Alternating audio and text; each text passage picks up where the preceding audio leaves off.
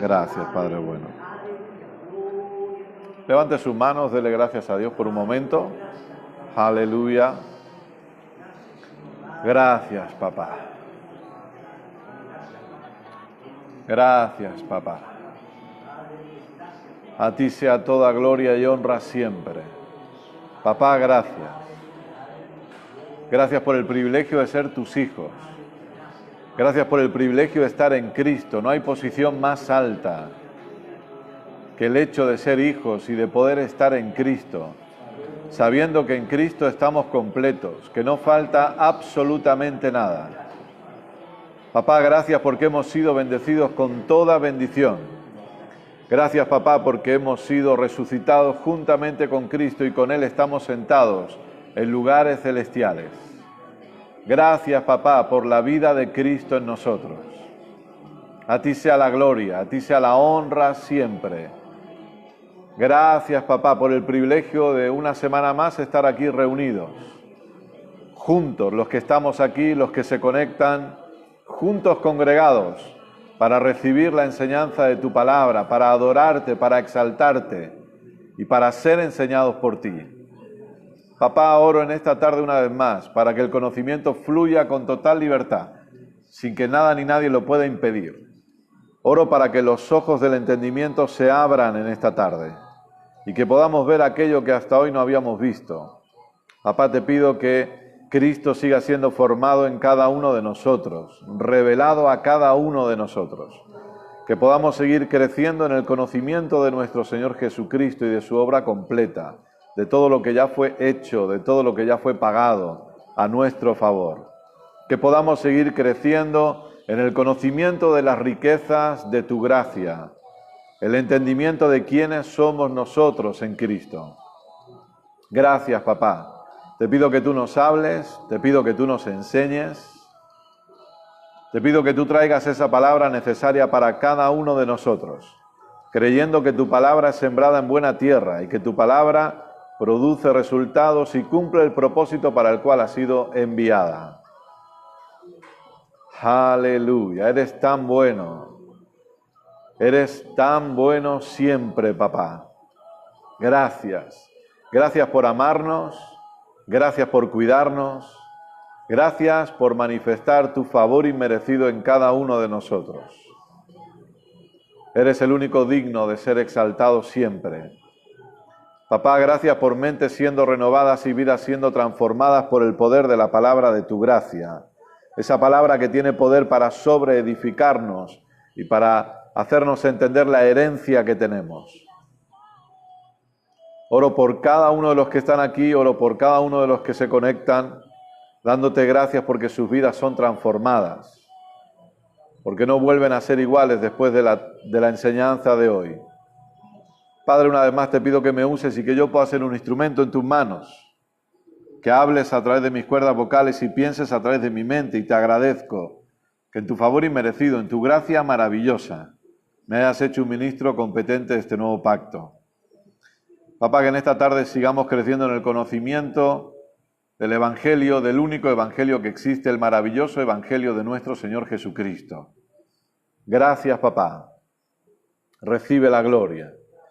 Recibe la gloria. Una vez más, dele gracias a Dios por un momento. Él es su papá. Recuerde lo que aprendimos el jueves. Él es nuestro papá. Abba Padre. Aleluya.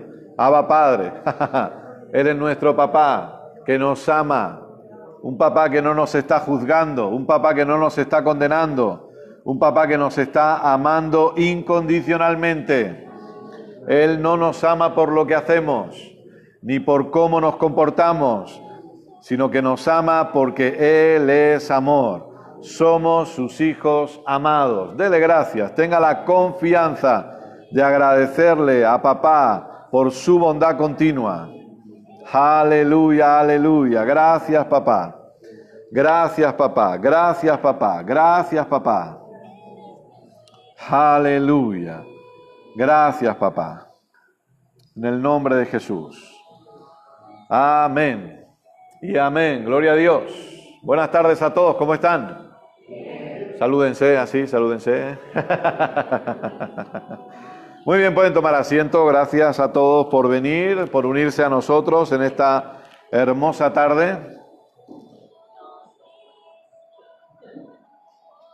Tarde de domingo, donde creemos que Dios tiene cosas buenas preparadas para cada uno de nosotros. Así que agradecemos que usted pueda estar aquí. Agradecemos a todos los que han venido al local en esta tarde.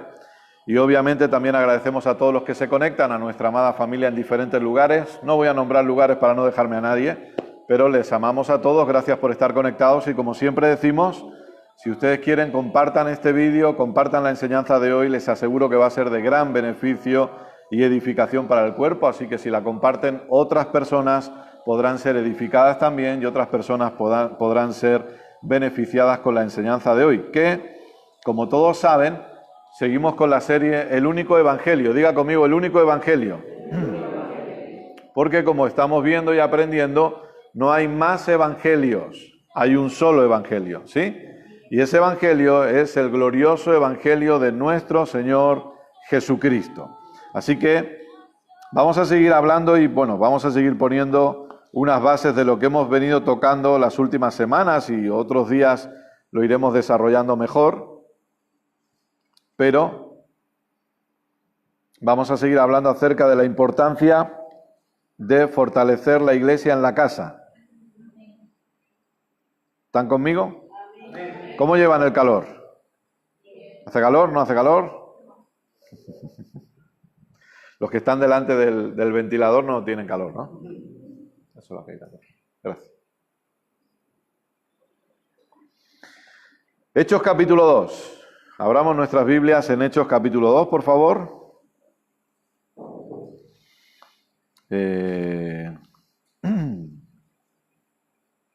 Déjeme poner el reloj en hora. Yo pongo el reloj, pero luego nunca le hago caso. Pero yo lo pongo, lo intento.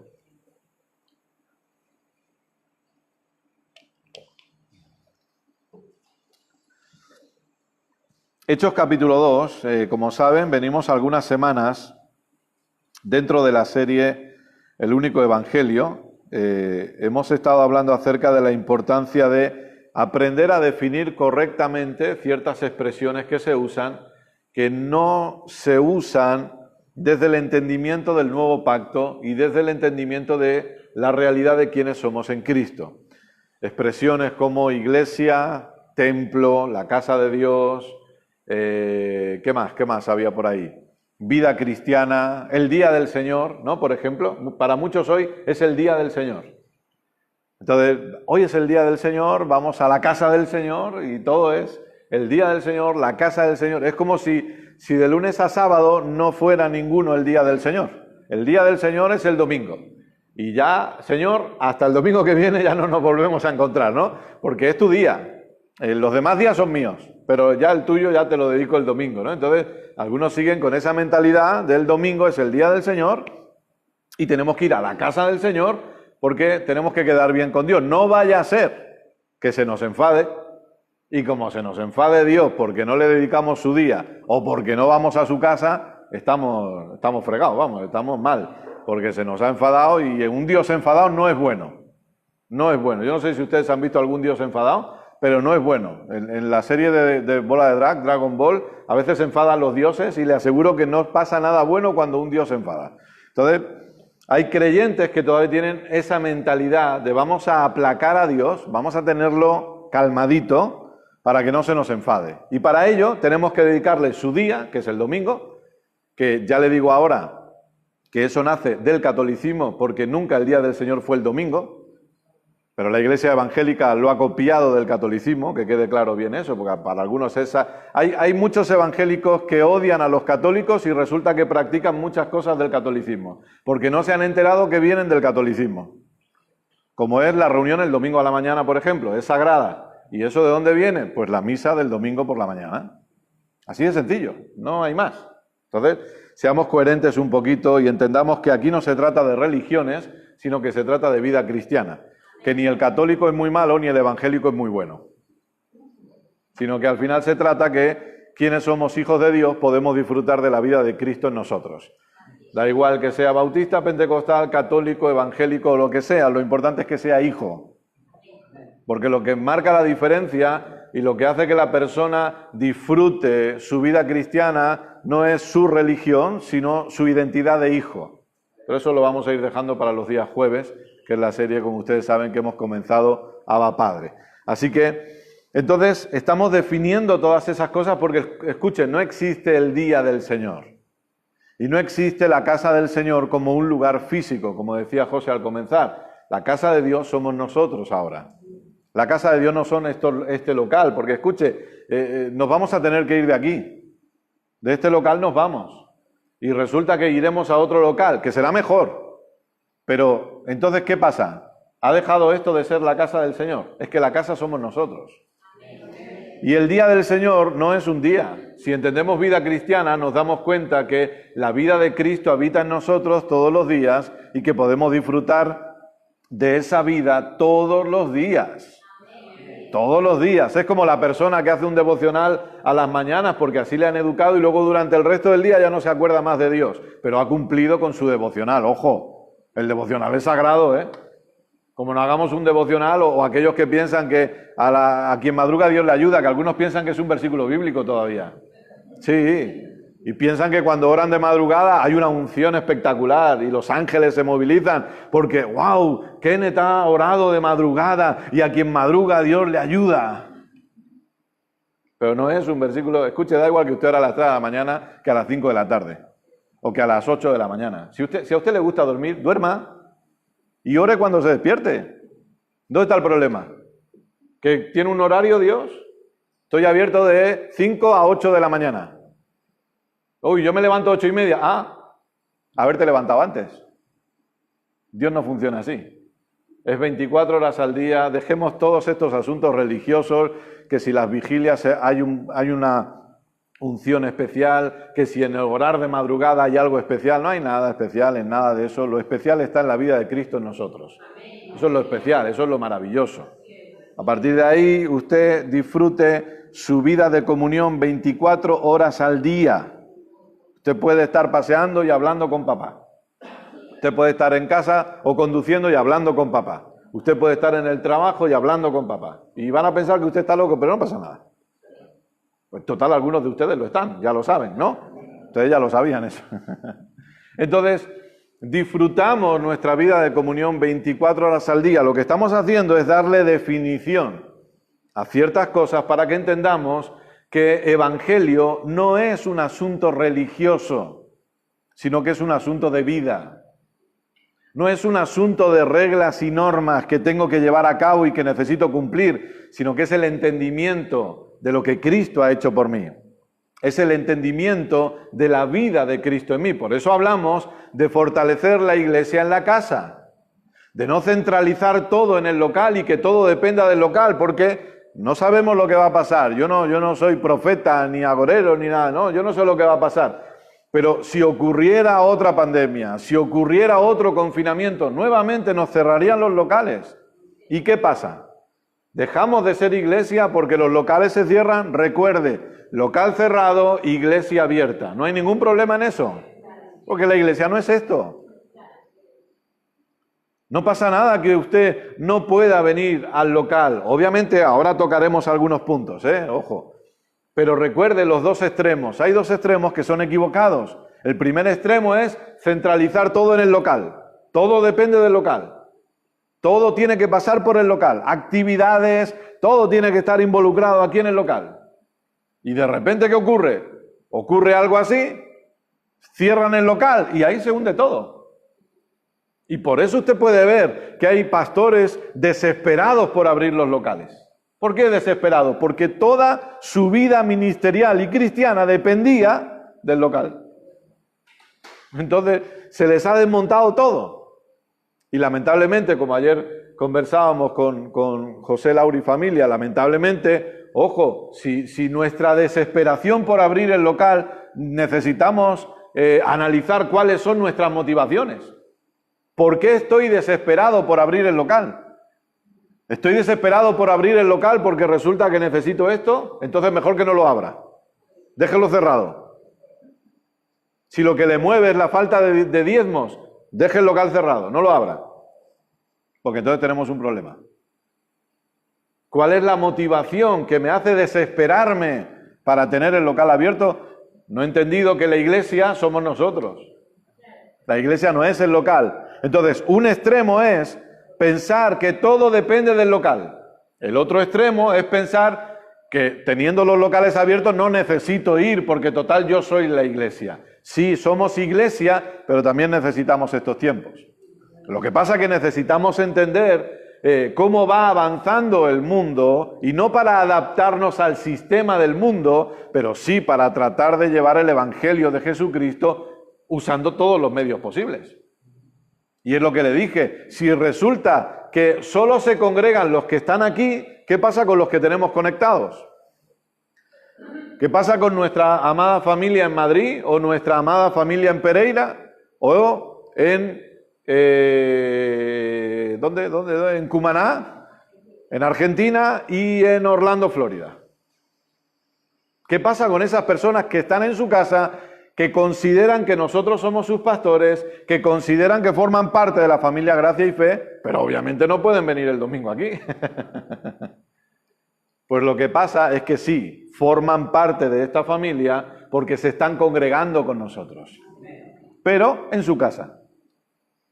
Porque para su conocimiento, la iglesia primitiva nunca se reunió en locales. Nunca empezó así. Jamás. Hechos capítulo 2, versos 46 y 47. ¿Lo tiene? ¿Lo encontró? Solo José. La señora Fátima ahora. Hechos 2, 46 y 47.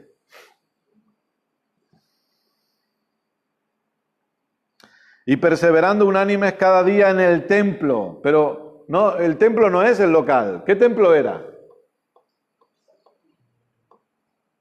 ¿El templo que edificó quién?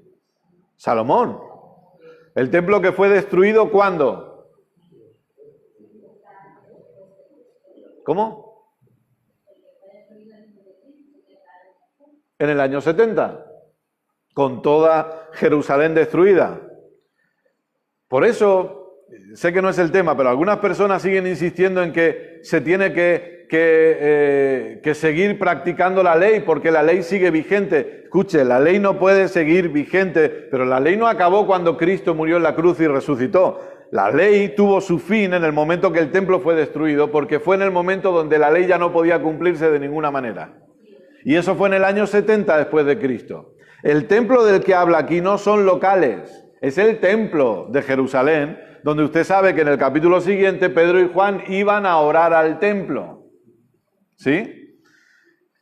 Pero dice, y partiendo el pan en las casas, comían juntos con alegría y sencillez de corazón, alabando a Dios y teniendo favor con todo el pueblo. Y el Señor añadía cada día, ¿a dónde? A la iglesia, no al local. No al local. A la iglesia los que habían de ser salvos. Recordemos, amados, iglesia solo hay una. Congregaciones puede haber varias. Usted puede pasear por la ciudad de Tarrasa y usted va a ver lugares donde ponga iglesia evangélica o centro cristiano, no sé. Pero iglesia hay una y es la iglesia de nuestro Señor Jesucristo.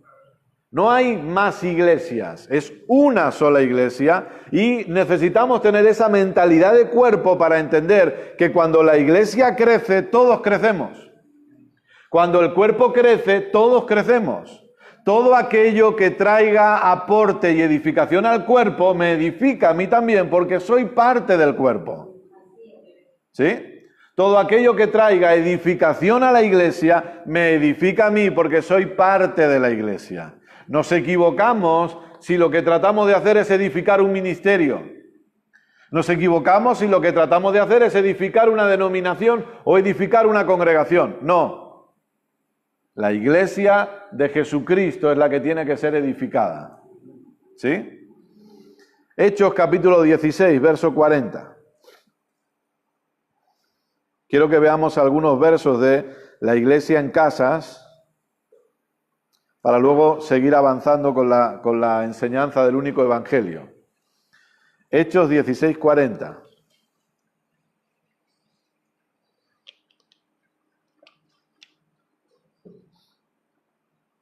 Dice así. ¿Lo tiene? Entonces, saliendo de la cárcel, entraron en casa de Lidia, y habiendo visto a los hermanos, ¿dónde estaban los hermanos? En casa de Lidia, no estaban en un local.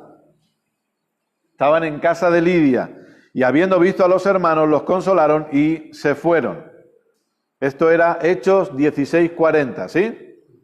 Romanos 16, perdón. Romanos 16.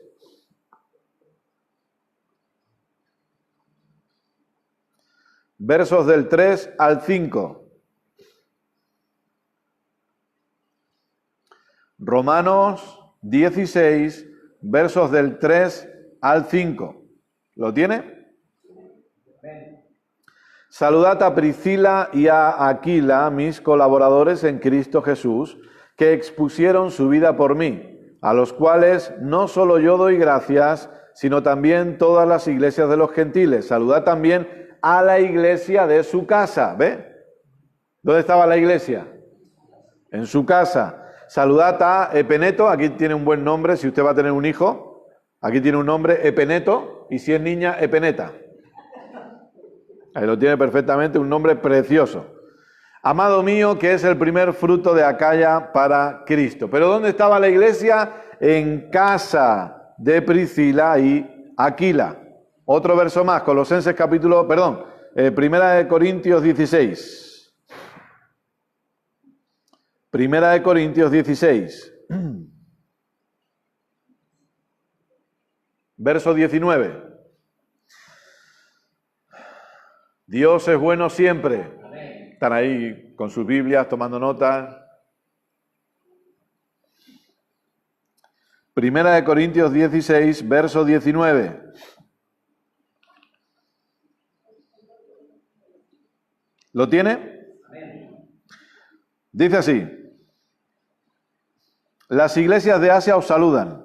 Aquila y Priscila con la iglesia que está en su casa. ¿Ve? Lo vuelve a decir. Os saludan mucho en el Señor, con la iglesia que estaba en su casa. Colosenses capítulo 4, verso 15.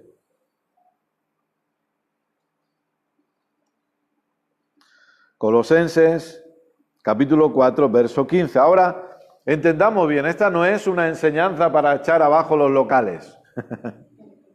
Pero sí para que no todo dependa de esto. No todo debe depender de esto y para que sobre todo usted entienda y no se condene nunca cuando por lo que sea no podemos reunirnos en un local. Porque el problema, yo no sé, pero a los que llevamos años en esto, por la gracia de Dios, el problema es que a veces ha habido mucha condenación para aquellos que no han podido estar en el local. Y recuerde que hablábamos el domingo pasado de Hebreos, ¿verdad? El famoso verso, no dejando de congregarnos. Y recuerde que no dejando de congregarnos tiene que ver con abandonar completamente, no con asistir a un local. Porque escuche, Hebreos no podía estar hablando de un local, es que es lógica. Es que cuando nosotros tomamos los versos y los aplicamos, no estudiamos nada, ni vemos nada. No podía estar hablando de un local porque la iglesia no se reunía en locales, se reunía en casas.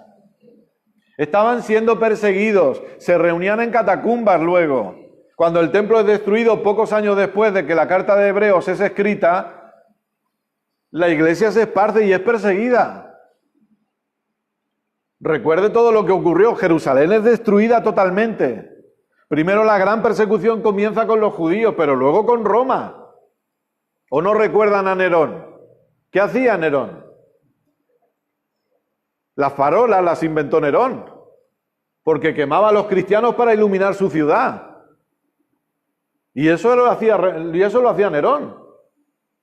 Ponía a arder a los cristianos para iluminar las calles de su ciudad. No se reunían en locales, no tenían un cartel que decía, aquí estamos reunidos para que venga Nerón y nos queme, para que nos lleven al circo y nos coman los leones.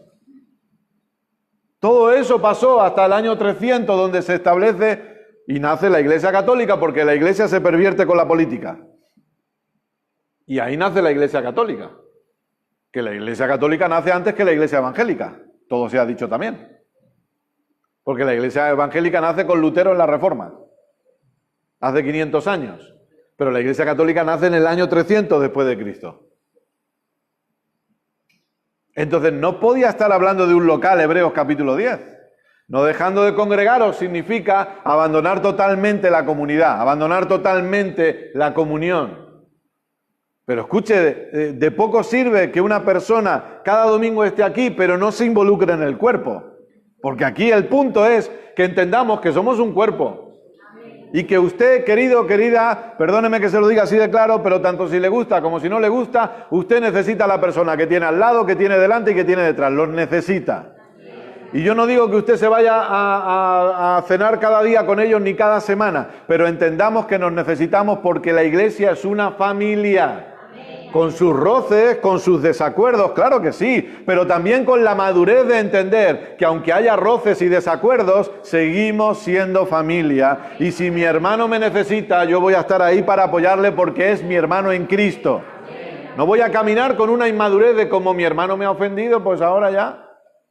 Cuando me venga a pedir oración le diré, búscate la vida, que me ofendiste en el año 1342 y todavía me acuerdo.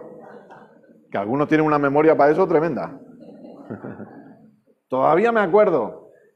¿Y cómo te ofendí? Y a lo mejor fue una tontería, porque ese es el problema. Entonces necesitamos desarrollar una mentalidad de familia, de cuerpo, de entender que en las cartas usted va a ver que Pablo enseña de apoyarnos y soportarnos los unos a los otros, pero no soportarnos de mala manera, sino que recuerde la palabra soportar, o el verbo soportar es apoyo, punto de apoyo. Usted es el punto de apoyo de la persona que tiene al lado. ¿Para qué? Para que esa persona no caiga, querido, querida. Porque aquí no se trata de ver cómo cae y encima pisotearle. Se trata de intentar ser el punto de apoyo para que nunca caiga. Eso es iglesia. Eso es cuerpo. Entender que no estamos para hundirnos los unos a los otros, sino para levantarnos los unos a los otros, edificarnos los unos a los otros, y que aunque tengamos nuestro carácter y tengamos nuestros roces, seguimos siendo familia. Eso es iglesia. Iglesia no es estar en el local el domingo. Eso forma parte de. Pero si vamos a estar aquí y nunca nos vamos a hablar, ¿de qué sirve? Si vamos a estar aquí y no nos informamos de cómo está el otro, si vamos a estar aquí y no le preguntamos, oye, ¿y cómo va el trabajo? Pues mira, el otro día me echaron, no sabía nada, pero oye, me voy a poner de acuerdo contigo y vamos a dar gracias a Dios por un nuevo trabajo para ti. Eso es familia, eso es cuerpo, pero si nunca nos preguntamos, si nunca sabemos qué le pasa al otro, ¿cómo podemos ponernos de acuerdo?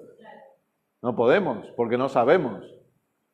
Oye, pues mira, el otro día el médico me dijo esto. Pues yo me pongo de acuerdo contigo. Tú estás sano de la cabeza a los pies. Que no se te olvide, estás sano de la cabeza a los pies. Da igual lo que te haya dicho el médico. Yo me voy a poner de acuerdo contigo y la sanidad se manifiesta. Eso es familia. Oye, pues mira, a mi hijo le pasa esto. Pues vamos a orar por tu hijo. Cuenta conmigo. Oramos por tu hijo y declaramos que tu hijo sirve a Dios y que tu hijo va a vivir una vida bendecida en su casa, en su familia, y que tu hijo va a haber cumplido el plan de Dios en su vida. Eso es familia. No es solo venir el domingo y ya hemos cumplido. No, es cuerpo. Es entender familia. Es entender que nos necesitamos los unos a los otros. Y que todos, absolutamente todos, y por eso esto es humildad, y por eso en la iglesia no cabe el racismo. No cabe en la iglesia el racismo. ¿Por qué? Porque humildad es entender que todos, absolutamente todos los que están aquí, tienen algo que me puede beneficiar a mí, me puede edificar a mí. Aunque yo sea el pastor de la congregación o mi esposa sea la pastora. Todos ustedes tienen algo que nos puede edificar a nosotros. Y nosotros tenemos cosas que le pueden edificar a usted. Y eso es entenderlo. Porque Dios ha puesto cosas en todos. No en los pastores, no, en todos. Dios ha puesto dones y Dios ha puesto cosas en cada uno de nosotros para que nos edifiquemos los unos a los otros. Colosenses capítulo 4, verso 15.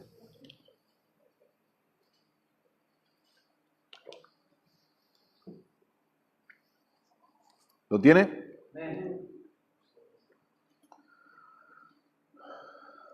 Saludad a los hermanos que están en la Odisea y a Ninfas y a la iglesia que está en su casa. La iglesia que está en su casa. Amén. Filemón. Vamos para allá. Filemón. Y esto también sirve obviamente para los que están conectados. Ustedes pueden poner ahí si necesitan apoyo en oración por algo y como cuerpo oramos y nos ponemos de acuerdo por ustedes. Para eso estamos y para eso somos familia, para edificarnos todos los unos a los otros. Filemón, versos 1 y 2. Pablo, prisionero de Jesucristo, y el hermano Timoteo, al amado Filemón, colaborador nuestro, y a la amada hermana Apia, aquí tiene otro nombre bonito, si es niña Apia, si es niño Apio. Y a Arquipo, y si es niña Arquipa, ya lo sabe, solo tiene que cambiarle la letra final al nombre y ya está, no pasa nada.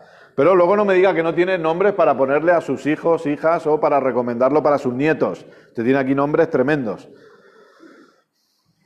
Y a la amada hermana Apia y a Arquipo, nuestro compañero de milicia, y a la iglesia que está en tu casa.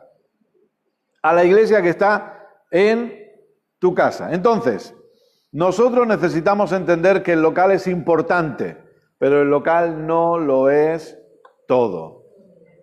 ¿Sí? Es importante, estar aquí hoy es importante, nosotros siempre les invitamos a que vengan, a que estén, gracias a Dios porque usted viene, pero no lo es todo. Tampoco, obviamente, debemos irnos a los extremos diciendo que ya no es necesario ir al local porque lo que ocurre ahí es como siempre lo que produce el mensaje de gracia y es que al final sale lo que hay en el corazón de la persona. Es decir, si alguien por escuchar este tipo de enseñanza lo que acaba diciendo y entendiendo es pues yo ya no voy más al local porque ya no es necesario ir al local, es que nunca quiso venir al local.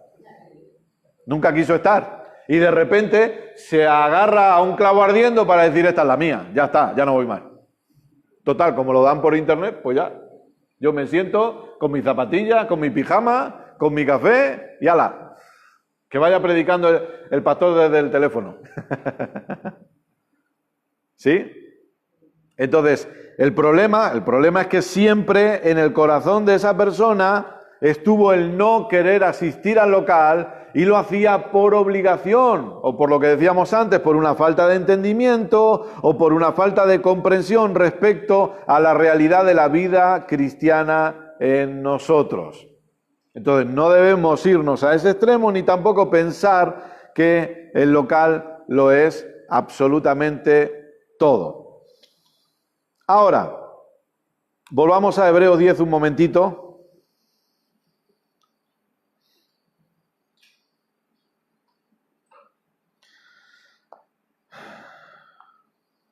Dios es bueno siempre. Amén. Hebreos 10, 24.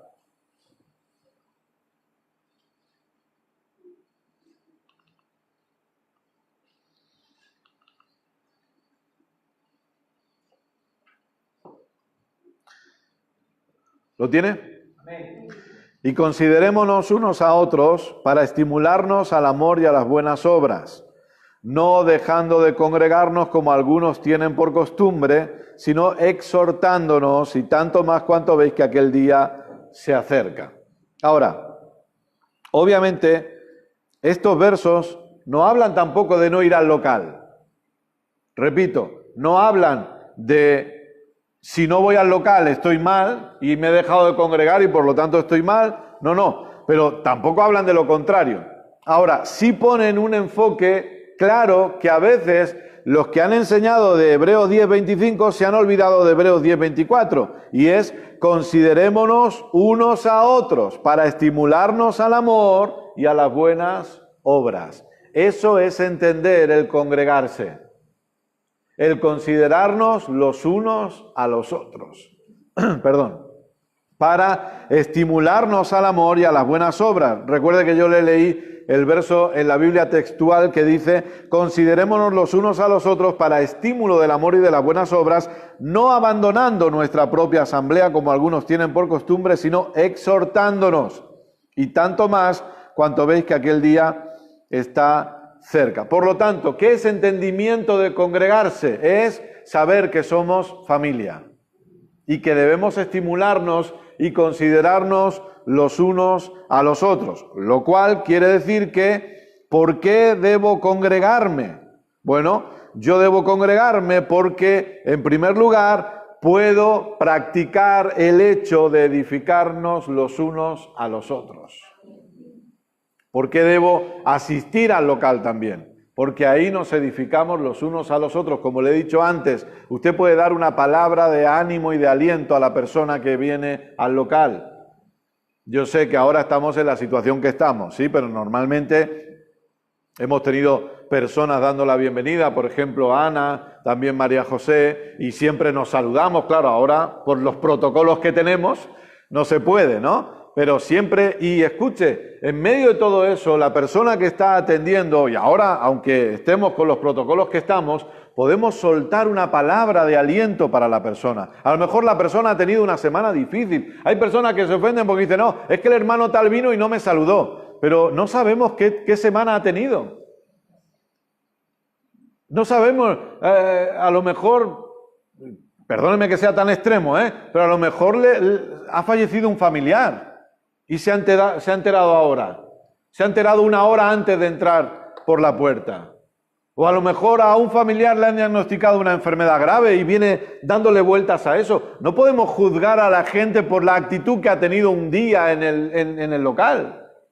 Ahora, si la persona viene cada día como si hubiera chupado un limón cada domingo y viene cada día con cara de rabia y cada día enfadado y siempre responde mal, pues entonces es que esa persona no está todavía madurando.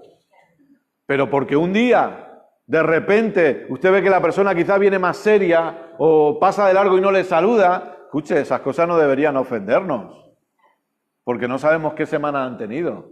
Lo que le decía antes, ¿y si le han echado del trabajo? O sea, puede estar pensando en mil cosas y nosotros deberíamos estar para apoyarnos. Oye, prepárate para una buena semana. Vas a ver cómo esta semana vas a ver la bondad de Dios manifestada. Vas a ver la gloria de Dios. Nos vemos el domingo que viene en la reunión, pero estate expectante esta semana porque vas a ver milagros esta semana. Estamos para darnos una palabra de aliento. No estamos para juzgarnos los unos a los otros. Entonces es bueno venir al local porque de esa manera podemos practicar el edificarnos los unos a los otros.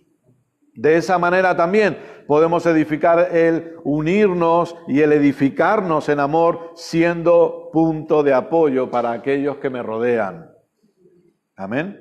Que podamos ser un punto de apoyo para aquellos que están en nuestro entorno. Por lo tanto, para cerrar un poquito este punto y seguir avanzando, aunque hay cosas que iremos recordando e iremos refrescando para que practiquemos todo esto en las casas. Recuerde, es bueno que usted tenga en su casa, que usted manifieste la vida de Cristo y que usted pueda, pero no como algo religioso, pero que usted pueda tener un tiempo con su familia donde todos compartan los unos con los otros, o un tiempo de estudio donde usted se edifique estudiando la palabra, etcétera, etcétera. Que usted pueda durante la semana disfrutar de eso.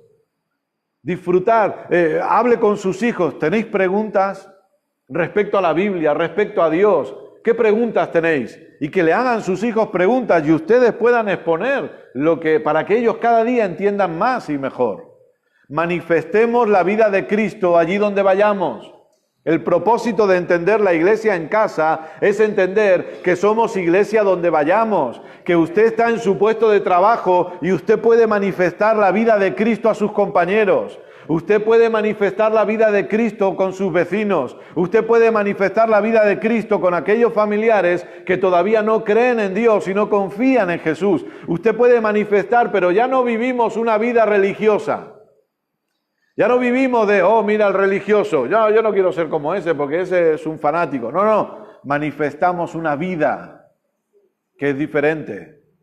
No son unas normas y unas reglas, no, es manifestar una vida, la vida de Cristo fluyendo a través nuestro hacia aquellos que nos rodean. Amén. Muy bien, vamos a avanzar para seguir hablando acerca del Evangelio.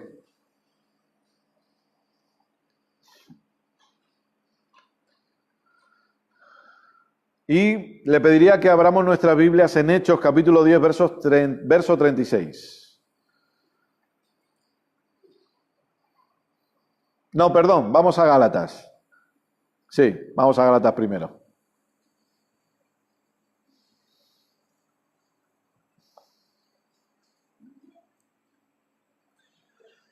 Gálatas capítulo 1.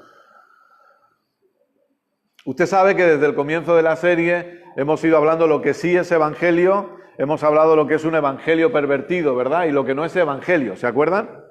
Sí, hemos dicho que el evangelio no es iglesia evangélica, por ejemplo. ¿Sí?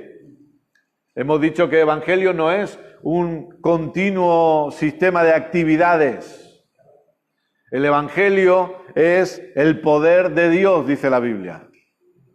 El evangelio es la vida de Cristo en cada uno de nosotros.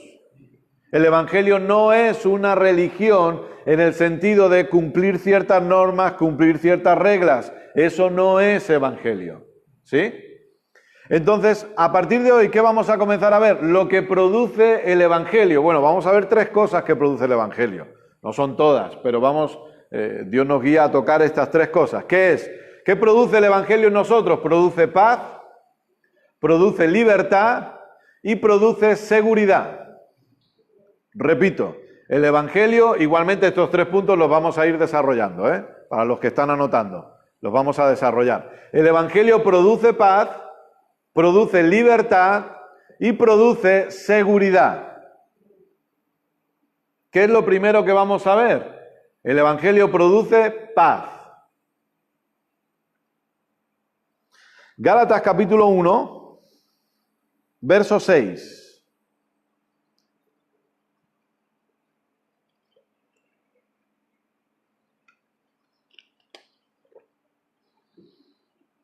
¿Lo tiene? Amén. Estoy maravillado de que tan pronto os hayáis alejado del que os llamó por la gracia de Cristo para seguir un evangelio diferente. No que haya otro, sino que hay algunos que os perturban y quieren pervertir el evangelio de Cristo. Mas si aún nosotros o un ángel del cielo os anunciare otro evangelio diferente del que os hemos anunciado, sea anatema. Permítame que le lea la Biblia expandida. Verso 6. Hermanos, me ha llenado de asombro, maravillado, admirado, sorprendido, el saber lo pronto y rápido que se han apartado, han cambiado su manera de pensar y han desertado de Dios, quien por la gracia, el favor y la buena voluntad de Cristo, el ungido, los llamó a la vida eterna. Ustedes han optado por unirse, pasarse y seguir un evangelio diferente y diametralmente opuesto. No es que haya otro, sino que ciertas personas están, escuche bien, sembrando confusión y alterando sus mentes entre ustedes y quieren pervertir, tergiversar, trastornar, distorsionar el evangelio de Cristo el ungido. El verbo perturbar, mejor dicho, significa alterar el orden y concierto de algo. Significa también molestar o provocar intranquilidad a alguien que está haciendo algo. Entonces, escuche, cuando el apóstol Pablo enseña y dice, hay personas que os perturban porque están predicando un evangelio pervertido, lo que está diciendo es que hay personas que os están quitando la paz. ¿Sí? La paz. Y ahora vamos a ver lo que es paz. Venga conmigo ahora sí a Hechos capítulo 10, versos 36. Hechos 10:36. Lo primero que estamos estudiando es el evangelio produce paz.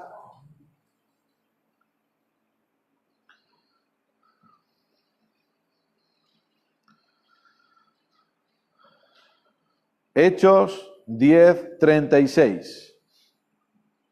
¿Lo tiene? Dios envió mensaje a los hijos de Israel anunciando el evangelio de la paz por medio de Jesucristo. Este es Señor de todos. ¿El evangelio de qué? De la paz. Fíjese que no hay perturbación en el Evangelio, hay paz. Y sé que ya lo hemos dicho, pero lo vuelvo a repetir para que quede bien claro y lo diremos las veces que haga falta. Si lo que estamos escuchando no produce paz en nosotros, no estamos escuchando el Evangelio. Si lo que estamos escuchando produce perturbación en nosotros, es decir, falta de paz, no estamos escuchando el Evangelio. Si me están predicando acerca del rapto y yo estoy temeroso porque no sé si me voy o me quedo o me voy, yo no sé lo que va a pasar, lo que me están predicando no es Evangelio. Predicar la gran tribulación no es predicar el Evangelio. Predicar el infierno no es predicar el Evangelio. Predicar castigo divino no es predicar el Evangelio. Si estoy temeroso de la muerte porque cuando acabe mi tiempo en esta tierra, no sé dónde voy a ir después, no sé qué va a ser de mí después, es que lo que estoy escuchando no es el Evangelio. Porque si algo produce el Evangelio es paz, no perturbación. Paz significa que yo duermo plácidamente por las noches porque estoy confiado en Dios. Paz no es lo que yo experimentaba cuando era adolescente, que yo pensaba que Jesús venía y me quedaba. Y yo antes de dormir me arrepentía de todo lo posible. Me arrepentía de mis pecados, de los del vecino, de los que eran necesarios por si acaso, para yo asegurarme que me iba en ese vuelo. Y que tenía mi billete para ese vuelo.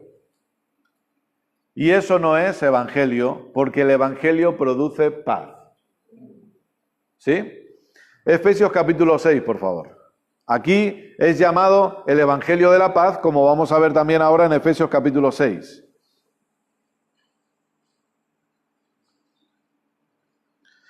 Si lo que estoy escuchando me está diciendo que no es suficiente lo que estoy haciendo, significa que no es el Evangelio. Ahora cuando encuentre el verso se lo repito porque no ha habido reacción alguna. Efesios capítulo 6, verso 14.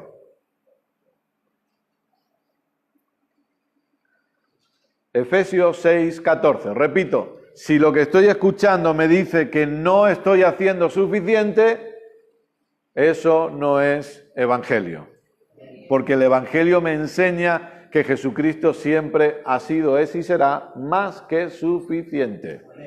Siempre. Y que no se trata de lo que yo tengo que hacer, sino que se trata de lo que Él hizo por mí.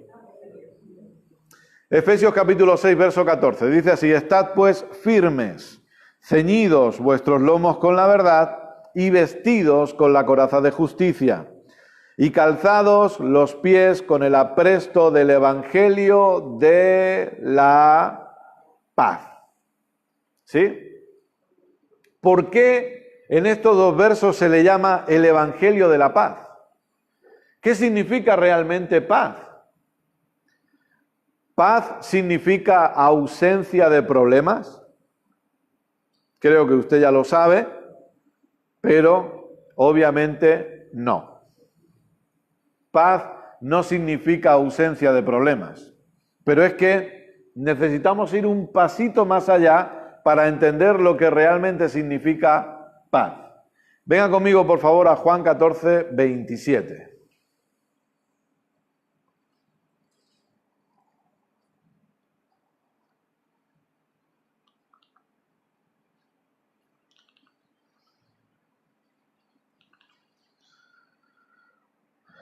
Juan 14, 27.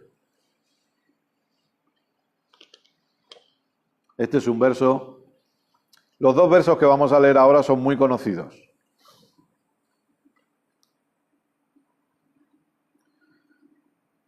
¿Lo tiene? La paz os dejo, mi paz os doy. Yo no os la doy como el mundo la da, no se turbe vuestro corazón ni tenga miedo. Fíjese que Jesús une el tener paz con el no tener miedo. ¿Sí? No permitir el temor en nuestras vidas, no permitir un corazón turbado. Capítulo 16 de Juan, verso 33. Juan 16:33. Dice así: estas cosas os he hablado para que en mí tengáis paz.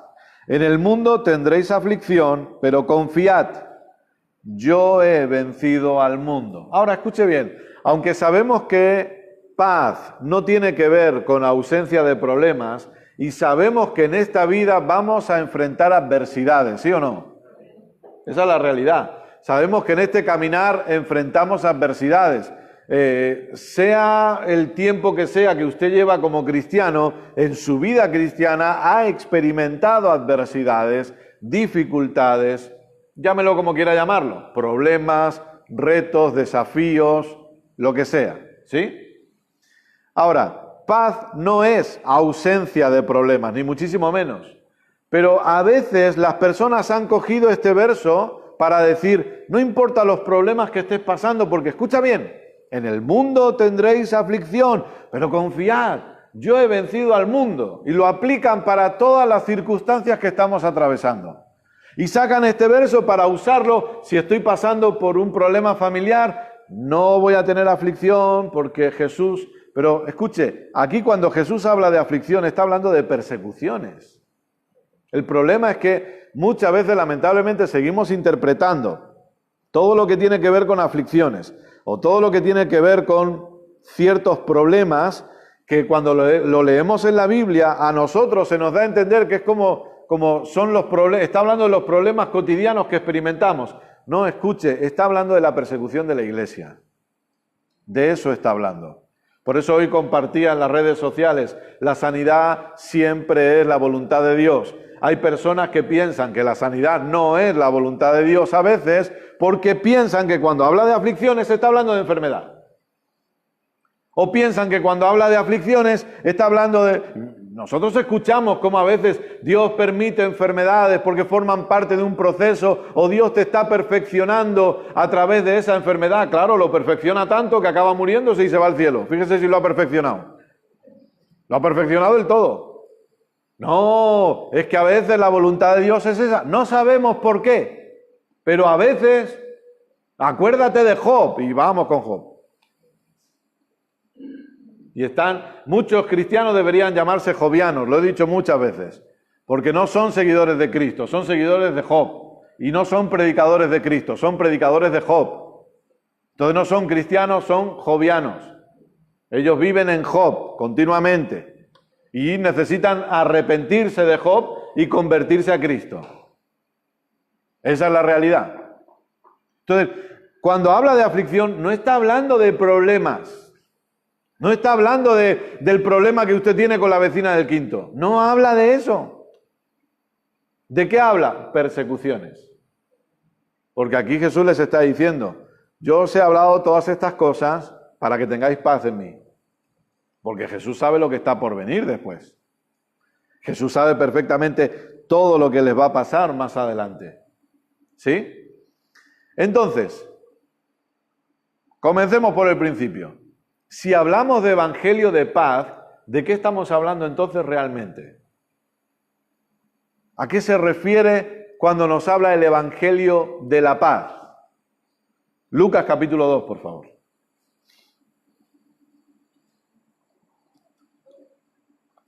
Lucas 2, verso 8.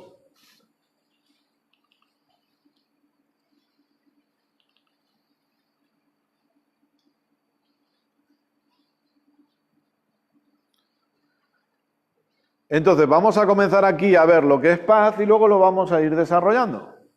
Pero empecemos por el principio, por entender cuál es la paz que primero Dios quiere que yo entienda. Lucas 2:8, ¿lo tiene? Amén. Había pastores en la misma región que velaban y guardaban las vigilias de la noche sobre su rebaño. Y he aquí, se les presentó un ángel del Señor y la gloria del Señor los rodeó de resplandor y tuvieron gran temor. Pero el ángel les dijo, no temáis, porque he aquí os doy nuevas de gran gozo, que será para todo el pueblo. Que os ha nacido hoy en la ciudad de David un Salvador, que es Cristo el Señor. Esto os servirá de señal. Hallaréis al niño envuelto en pañales, acostado en un pesebre. Y repentinamente apareció con el ángel una multitud de las huestes celestiales que alababan a Dios y decían, escuche bien ahora, gloria a Dios en las alturas y en la tierra paz, buena voluntad para con los hombres. Y yo sé que usted está pensando ahora, pero si no es Navidad, ¿qué hacemos leyendo esto si no es Navidad, si no estamos celebrando Navidad con el calor que hace, ¿no? Pero escuche, gloria a Dios en las alturas y en la tierra paz. Para entender el Evangelio de la paz necesito entender primero esto. ¿A qué se refiere el Evangelio de la paz? A Dios reconciliándose con el mundo. Ese es el Evangelio de la paz. Escuche, el Evangelio de la paz no es que habrá paz mundial, porque nunca habrá paz mundial. El Evangelio de la paz no es que yo nunca más voy a tener problemas, porque lamentablemente tengo que decirle que usted sí va a tener problemas en esta vida, los va a seguir teniendo. La buena noticia es que Cristo vive en usted y el que está en usted es mayor que el que está fuera de usted. La buena noticia es que en Cristo usted ya tiene la victoria porque ya está en una posición de victoria. La buena noticia es que Jesús ya pagó de sobra para que usted disfrute de todo lo que hay disponible. La gracia ha servido la mesa para que usted se beneficie de todo ello. Pero cuando hablamos de paz, lo primero que necesito entender es que Dios se ha reconciliado con el mundo. Porque el Evangelio de la paz es el Evangelio que se supone que usted y yo tenemos que predicar. Y el Evangelio de la paz es que tenemos que anunciarle al mundo que Dios ya no tiene en cuenta sus pecados, que Dios ama al mundo, que se reconcilió con el mundo por medio de Jesucristo y que ningún pecado Dios está observando hoy. Dios no está observando ningún pecado de la humanidad, Dios no está señalando ningún pecado de la humanidad, porque para Dios todos los pecados de la humanidad fueron perdonados en Cristo. Y esto es así, y no hay más. Y quien no lo quiera entender, no hay ningún problema, pero eso es lo que dice la palabra. Los pecados de todo el mundo ya fueron perdonados en Cristo. Y uno puede decir, ¿cómo estás tan seguro, Kenneth? Porque Jesús no va a volver para perdonar otros pecados. Jesús no va a venir, bueno, yo perdoné ciertos pecados y ahora tengo que volver para... No, Jesús vino y murió por todos los pecados de toda la humanidad. Ese es el Evangelio de la paz. Dios ama a todos, Dios ama a todos. Como leía hoy unas imágenes de esas graciosas que ponen, ¿no? Que hay uno que le pregunta a Jesús, ¿y Dios ama también a los que tienen tatuajes? Y Jesús le mira y dice, sí, a los que tienen tatuajes y a los que hacen preguntas estúpidas también les ama. Dios ama a todos, Dios ama a todos. Porque el Evangelio de la paz lo que me dice aquí es gloria a Dios en las alturas y en la tierra paz. Es decir, Dios nunca más va a volver a darle la espalda a la humanidad. Dios nunca más va a volver a estar enojado con el ser humano. Dios nunca más va a enviar castigos sobre la humanidad por causa del pecado de la humanidad, porque el pecado de toda la humanidad recayó sobre Jesús. Y la ira de Dios recayó sobre Jesús. Hasta tal punto que Jesús exclamó en la cruz, Dios mío, ¿por qué me has abandonado? Jesús fue abandonado por el Padre para que usted nunca sea abandonado por el Padre.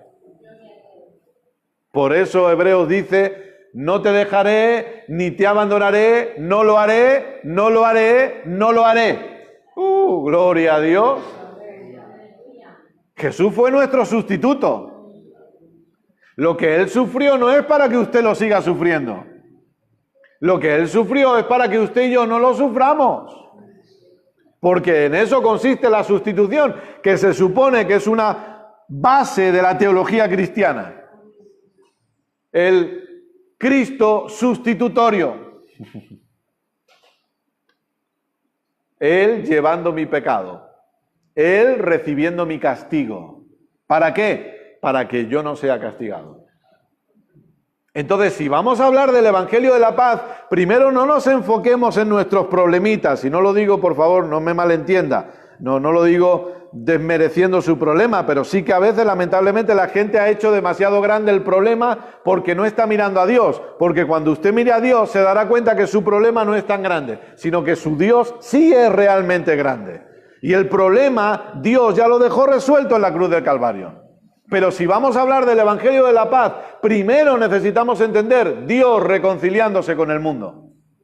Venga conmigo a Romanos capítulo 5, por favor.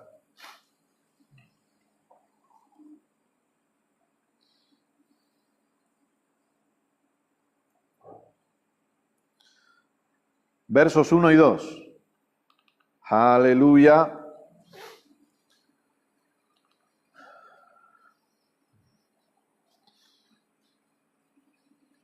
Qué frío hace, ¿eh?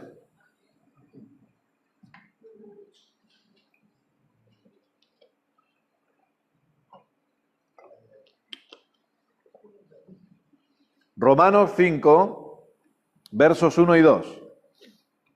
Justificados pues por la fe, tenemos paz para con Dios, por medio de nuestro Señor Jesucristo. ¿Cómo tenemos paz? Por medio de nuestro Señor Jesucristo. No tenemos paz por medio de obedecer los 10 mandamientos. No tenemos paz por medio de cumplir la ley. No tenemos paz por medio de la circuncisión, guardar el sábado o no comer cerdo. Tenemos paz por medio de nuestro Señor Jesucristo. No tenemos paz por estar cada domingo aquí en el local. No tenemos paz por leer la Biblia cada día, que son cosas buenas y gloria a Dios por ello. Pero la paz no viene por ahí. La paz viene por medio de nuestro Señor Jesucristo. Dios se reconcilió con el mundo, y ahora lo leemos para acabar en esta tarde, por medio de Jesucristo. Y usted y yo hoy podemos disfrutar de esa paz. Porque usted puede ver que en el antiguo pacto había momentos en los que el pueblo de Israel no disfrutaba paz. ¿Por qué no disfrutaba paz? Porque rompía el pacto. Y como el pacto se rompía la paz. Pero ahora resulta que hay paz disponible porque Dios, Él decide reconciliarse con el mundo. ¿Dónde podemos nosotros llegar a pensar? ¿Cómo podemos pensar que hay algún mérito en nosotros en este asunto? No hay ningún mérito en nosotros. Dios se reconcilió con el mundo por amor al mundo, porque Dios no quiere condenar al mundo. Y Él envía a su Hijo para reconciliarse, y a partir de ahí, todo el que quiera puede disfrutar de esa reconciliación. Venga, 2 Corintios 5.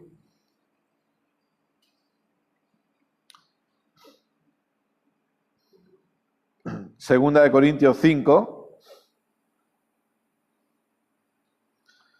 versos 18 y 19.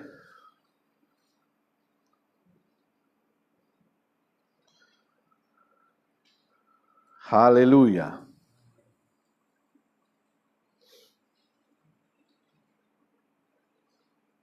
Segunda de Corintios 5, versos 18 y 19. ¿Lo tiene? Son los últimos versos que leemos hoy. Y todo esto proviene de Dios. ¿De quién? ¿Quién decide reconciliarse con el mundo? No fue una iniciativa del hombre.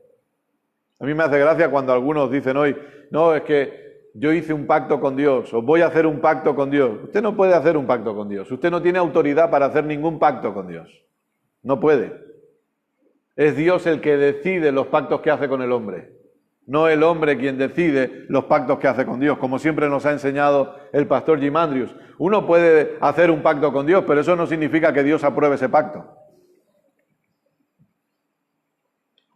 Y volvemos a lo mismo. ¿De dónde nace eso? ¿No le suena algo a usted los pactos con Dios? Yo voy a hacer un pacto, si tú me bendices, yo haré tal cosa. ¿A qué le suena? A promesa católica. Virgencita, virgencita, si tú me curas a tal, yo voy a ir de rodillas. Yo eso lo vi en Fátima, no en la señora Fátima, lo vi en Fátima, Portugal. Y yo literalmente le digo, me puse malo. Y yo era un niño, me puse malo allí en Fátima, me puse malo. Y veía mujeres mayores apretándose las rodilleras que no circulaba ni sangre y empezaban de rodillas porque le habían hecho una promesa. Y ahora tenemos los evangélicos que no hacen promesas pero hacen pactos. Pero es que resulta que es Dios el que se reconcilia con el mundo. Es Él el que decide los pactos que hace con el ser humano. Y todo esto proviene de Dios, quien nos reconcilió consigo mismo por Cristo, y esto es importante, nos dio el ministerio de la reconciliación. No quiero extenderme en esta tarde, pero este es nuestro ministerio. Nuestro ministerio no es el de el apedreamiento. Nuestro ministerio no es el de juzgar. El ministerio que Dios nos ha dado es el de la reconciliación. No es el de ir allí y apedrear a los homosexuales o apedrear a las mujeres que abortan. Ese no es nuestro ministerio. Porque Dios se ha reconciliado con todos. Que Dios estaba en Cristo reconciliando consigo al mundo, no tomándoles en cuenta a los hombres sus pecados, y nos encargó a nosotros la palabra de la reconciliación. ¿Qué palabra es esa? Dios les ama. Dios les ha perdonado absolutamente todos sus pecados.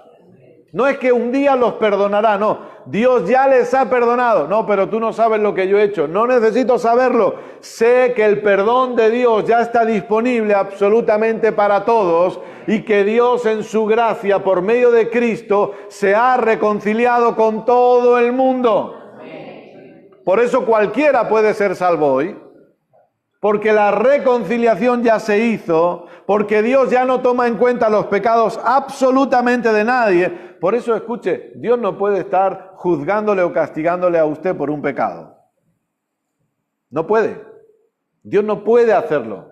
No puede hacerlo. Cuando hay personas que le enseñan a la iglesia, no, porque si tú vives en pecado, Dios te va a juzgar. No, Dios no le va a juzgar. Porque no puede juzgarle, porque se debe a lo que hizo en Cristo.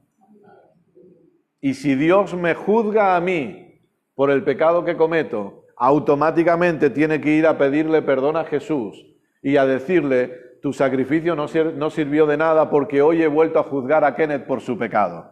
Y Jesús le dirá, ¿y entonces para qué tuve que sufrir yo? Yo sufrí para que tú no le juzgaras a él. Por eso la Biblia dice que uno de los ministerios de Jesús hoy es nuestro intercesor.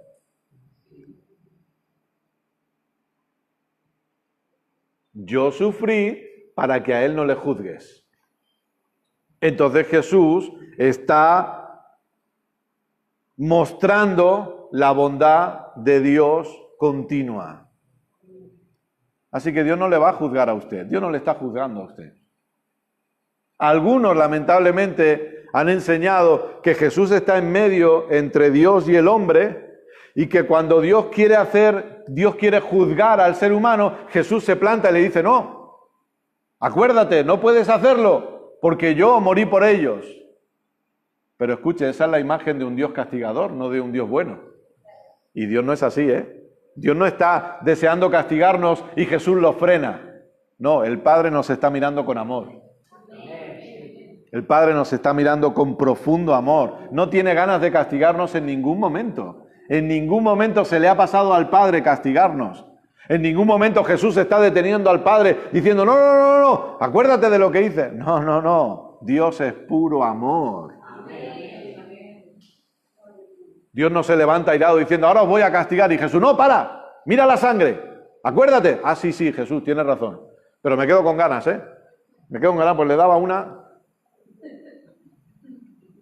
No, Dios nos está amando continuamente.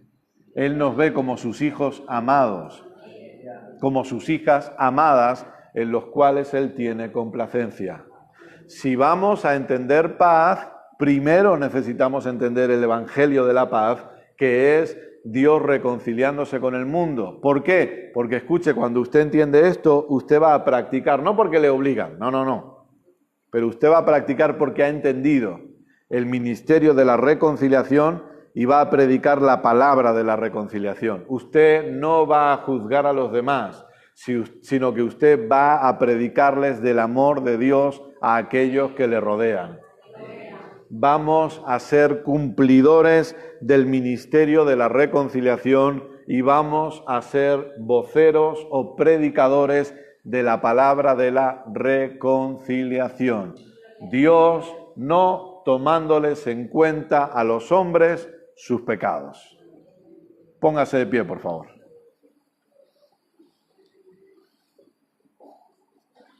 Vamos a darle gracias a Dios por su palabra. Papá, te damos gracias en esta tarde por habernos hablado, por habernos enseñado. Gracias, papá, por este maravilloso evangelio de la paz, porque tú decidiste reconciliarte con nosotros por medio de Jesucristo, no tomando en cuenta los pecados de la humanidad. Papá, te damos a ti toda la gloria y toda la honra. Oro para que el Espíritu Santo siga hablándonos y siga enseñándonos, conforme volvemos a oír esta enseñanza, conforme meditamos en lo que hemos escuchado y conforme repasamos nuestros apuntes, que podamos seguir creciendo en el entendimiento de Cristo y de este glorioso evangelio. Papá, oro por cada uno de los que están aquí, oro por cada uno de los que están conectados, de todos los que estamos congregados juntos ahora, y te doy gracias por sus vidas. Gracias porque ellos en esta semana van a seguir experimentando tu bondad y tu gracia manifestada en cada área de sus vidas. Gracias, papá, porque todos juntos crecemos en entendimiento y en conocimiento y te damos a ti toda la gloria y toda la honra. Amén y amén. Gloria a Dios. Amén.